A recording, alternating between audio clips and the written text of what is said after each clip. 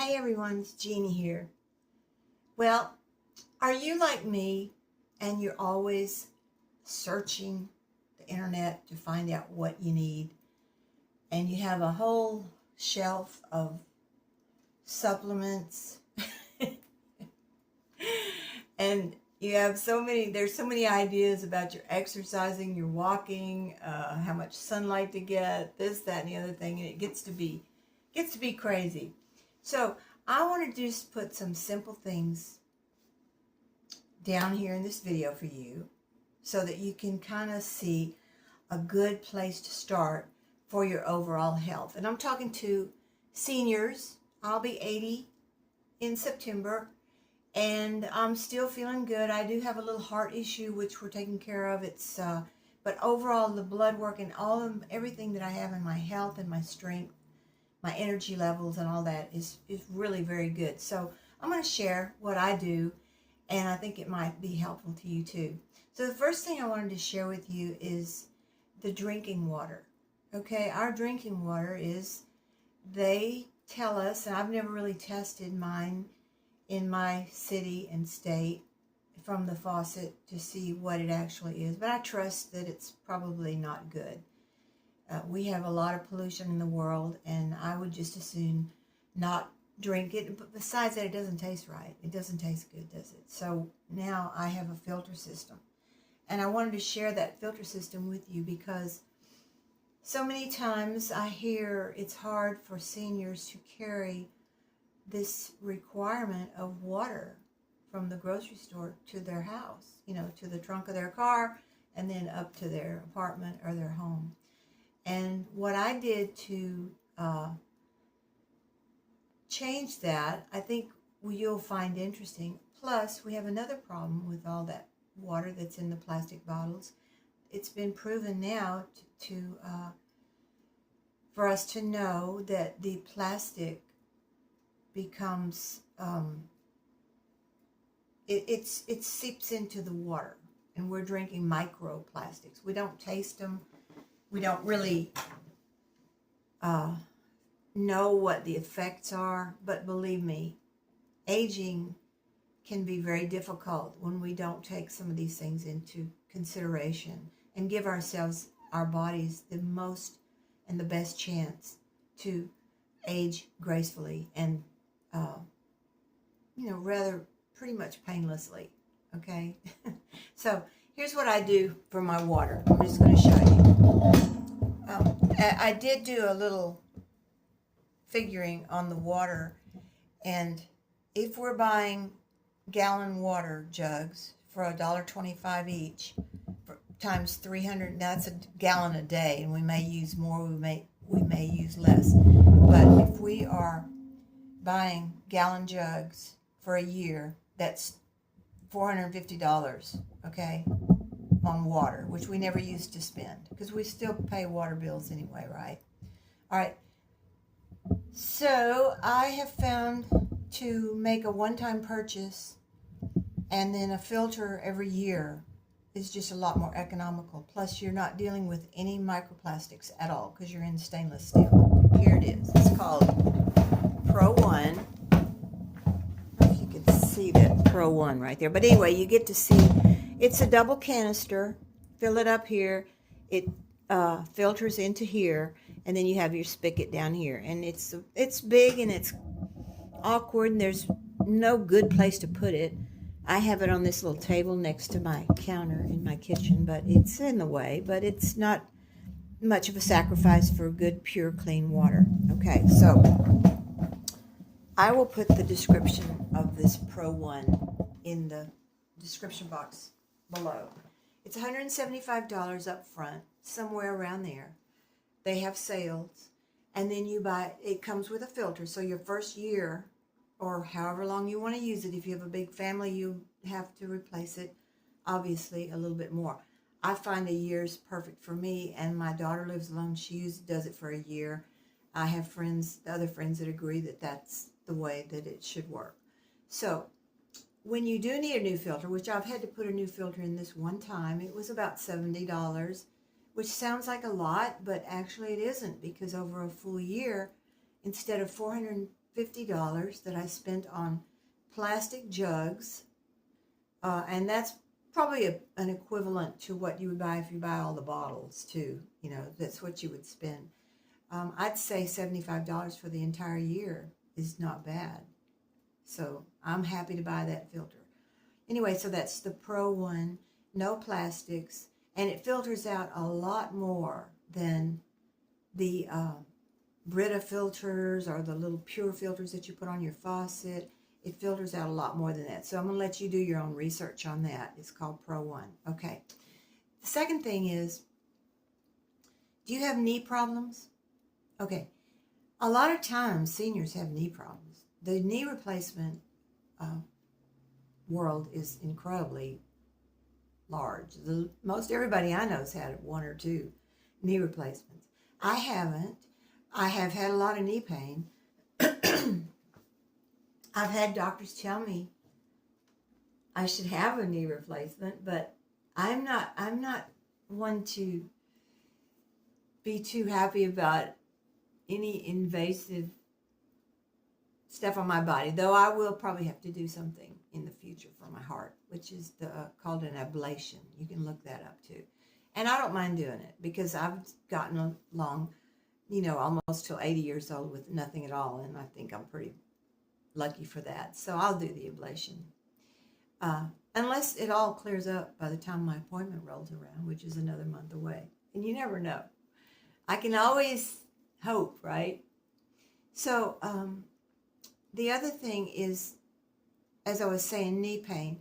Now, I happen to have had, for the last few months, my left knee has been bothering me.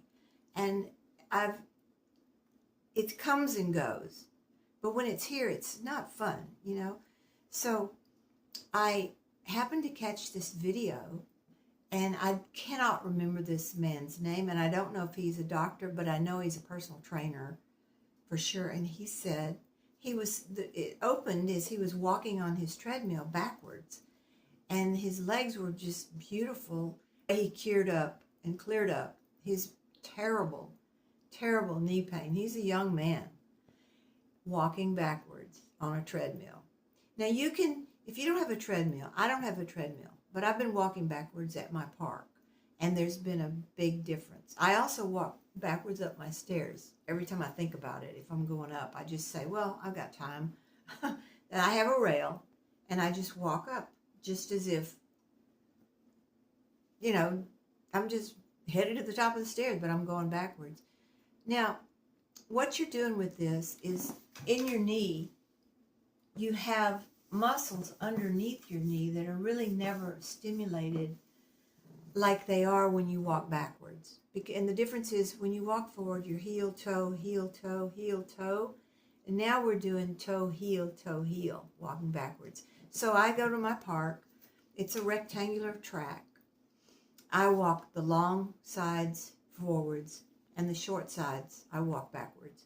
And it takes a couple of days to get to where you're confident about it. And now it's a lot easier, and it's getting easier every time. But what I'm saying to you is, you can just go up and down your hallway, just walk backwards, and you have your two sides of the walls to keep you balanced. Give it a try, and just do it as long as you feel like doing it. Every time you think about it, if you're going down your hall, just turn around and walk backwards, and try to stimulate those muscles, which I don't know the names of these muscles. I've got to find out. Underneath the knee, they support the knee, and it makes so much sense, and it's really helping me. So I thought I would add that to you.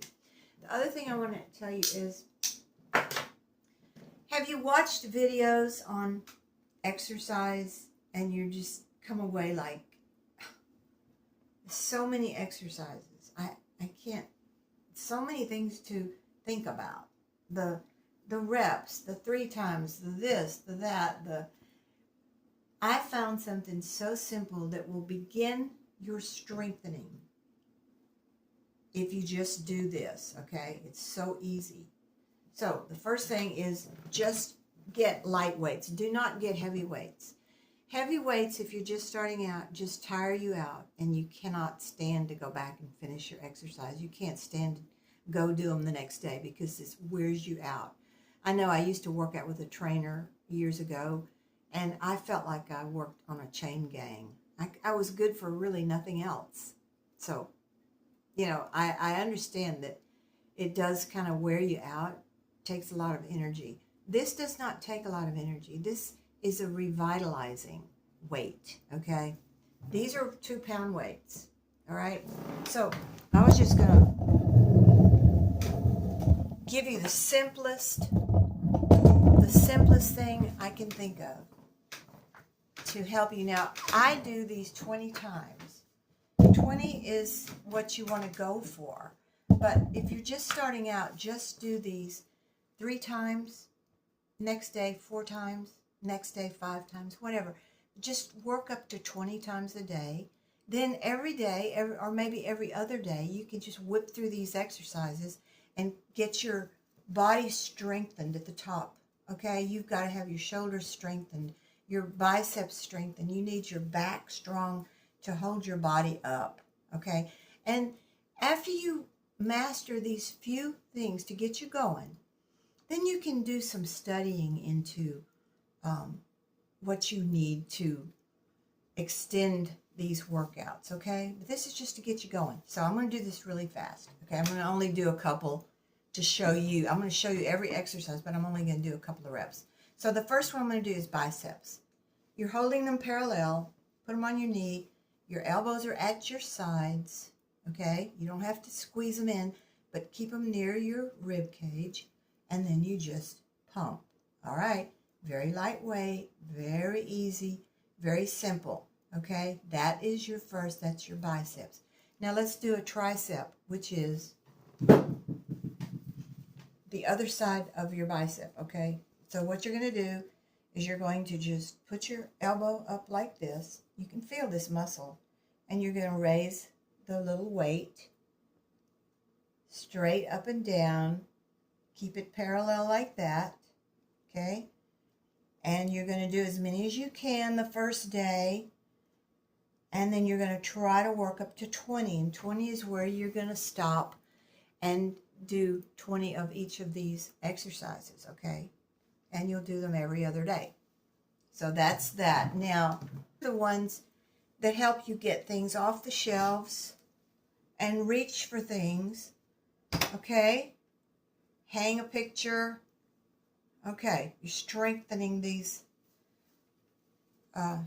trapezius muscles. That's right, like you're on a trapeze. Okay, so, excuse me, I am not well versed in this. I'm just telling you what works for me.